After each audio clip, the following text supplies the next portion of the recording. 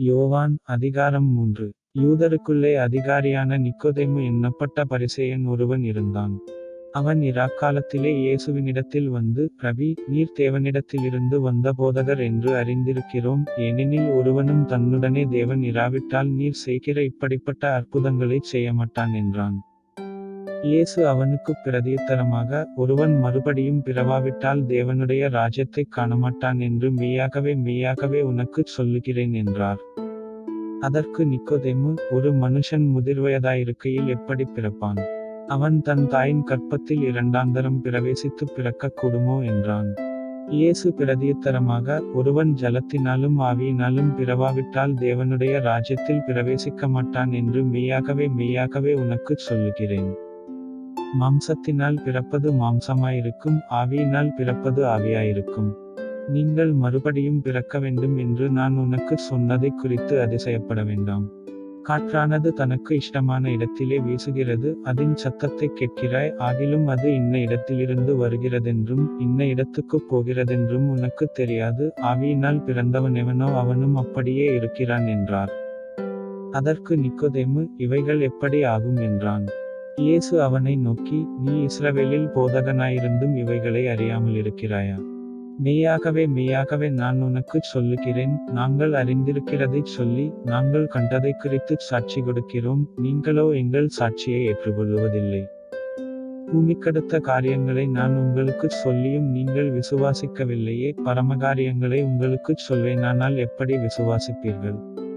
பரலோகத்திலிருந்திறங்கினவரும் பரலோகத்திலிருக்கிறவருமான மனுஷகுமாரனையல்லாமல் பரலோகத்துக்கு ஏறினவன் ஒருவனுமில்லை. சர்ப்பமானது மோசேயினால் வனாந்தரத்திலே உயர்த்தப்பட்டதுபோல மனுஷகுமாரனும்.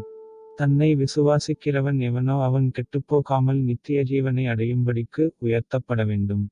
தேவன் தம்முடைய ஒரேபேறான குமாரனை விசுவாசிக்கிறவன் எவனோ அவன் கெட்டுப்போகாமல் நித்திய ஜீவனை அடையும்படிக்கு அவரைத் தந்தருளி இவ்வளவாய் உலகத்தில் அன்பு கூர்ந்தார். உலகத்தை ஆக்கினைக்குள்ளாகத் தீர்க்கும்படி தேவன் தம்முடைய குமாரனை உலகத்தில் அனுப்பாமல் அவராலே உலகம் இரட்சிக்கப்படுவதற்காகவே அவரை அனுப்பினார். அவரை விசுவாசிக்கிறவன் ஆக்கினைக்குள்ளாகத் தீர்க்கப்படான், விசுவாசியாதவனோ தேவனுடைய ஒரேபேறான குமாரனுடைய நாமத்தில் விசுவாசமுள்ளவனாயிராதபடியினால் அவன் ஆக்கினை தீர்ப்புக்குட்பட்டாயிற்று. ஒளியானது உலகத்திலே வந்திருந்தும் மனுஷருடைய கிரியைகள் பொல்லாதவைகளாயிருக்கிறபடியினால் அவர்கள் ஒளியைப் பார்க்கிலும் இருளை விரும்புகிறதே அந்த ஆக்கினை தீர்ப்புக்குக் காரணமாயிருக்கிறது. பொல்லாங்கு செய்கிற எவனும் ஒளியைப் பகைக்கிறான், தன் கிரியைகள் கண்டிக்கப்படாதபடிக்கு ஒளியினிடத்தில் வராதிருக்கிறான். சத்தியத்தின்படி செய்கிறவனோ தன் கிரியைகள் தேவனுக்குள்ளாய் செய்யப்படுகிறதென்று வெளியாகும்படிக்கு ஒளியினிடத்தில் வருகிறான் என்றார். இவைகளுக்குப் பின்பு இயேசுவும் அவருடைய சீஷரும் யூதேயா தேசத்திற்கு வந்தார்கள். அங்கே அவர் அவர்களோடே சஞ்சரித்து ஞானஸ்நானம் கொடுத்து வந்தார். சாலிம் ஊருக்குச் சமீபமான ஐனோன் என்னும் இடத்திலே தண்ணீர் மிகுதியாயிருந்தபடியினால் யோவானும் அங்கே ஞானஸ்நானம் கொடுத்து வந்தான். ஜனங்கள் அவனிடத்தில் வந்து ஞானஸ்நானம் பெற்றார்கள். அக்காலத்தில் யோவான் காவலில் வைக்கப்பட்டிருக்கவில்லை. அப்பொழுது யோவானுடைய சீஷரில் சிலருக்கும் யூதருக்கும் சுத்திகரிப்பை குறித்து வாக்குவாதம் உண்டாயிற்று. அவர்கள் யோவானிடத்தில் வந்து, ரபி, உம்முடனே கூட யோர்தானுக்கு அக்கரையில் ஒருவர் இருந்தாரே, அவரைக் குறித்து நீரும் சாட்சி கொடுத்தீரே, இதோ அவர் ஞானஸ்நானம் கொடுக்கிறார், எல்லாரும் அவரிடத்தில் போகிறார்கள் என்றார்கள். யோவான் பிரதியுத்தரமாக, பரலோகத்திலிருந்து ஒருவனுக்குக் கொடுக்கப்பட்டாலொழிய அவன் ஒன்றையும் பெற்றுக்கொள்ள மாட்டான்.